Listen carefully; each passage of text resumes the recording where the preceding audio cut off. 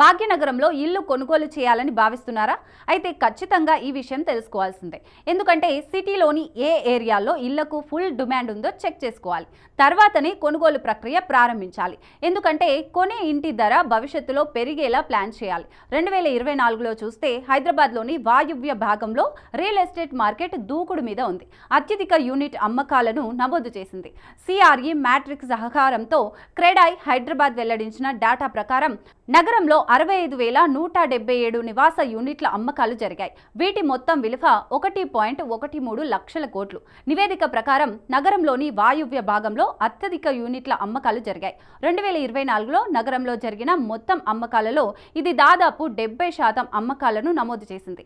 ఈ ప్రాంతం 71,926 కోట్ల విలువైన 45,405 యూనిట్ల అమ్మకాలను నమోదు చేసింది.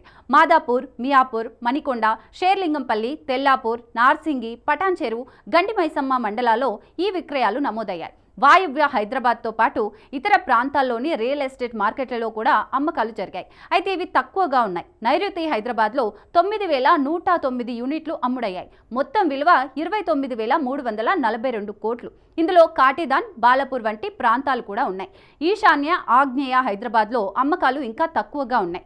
ఈశాన్య హైదరాబాద్లో 6,279 యూనిట్లు అమ్మకాలు జరగగా ఆగ్నేయ ప్రాంతంలో 4,384 యూనిట్ల అమ్మకాలు నమోదయ్యాయి. ఈశాన్య, ఆగ్నేయ హైదరాబాద్లో మొత్తం అమ్మకాల విలువ వరుసగా 7,147 కోట్లు, 5,522 కోట్లు. వాయువ్య హైదరాబాద్లో రియల్ ఎస్టేట్ మార్కెట్ విజృంభిస్తున్నప్పటికీ నగరంలోని ఇతర ప్రాంతాలలో అమ్మకాలు చాలా తక్కువగా ఉండటం గమనార్హం. కాగా డిమాండ్ ఉన్న ఏరియాలో ఇల్లు కొంటే భవిష్యత్తులో రేట్లు పెరిగే ఛాన్స్ ఉంటుందని నిపుణులు పేర్కొంటున్నారు.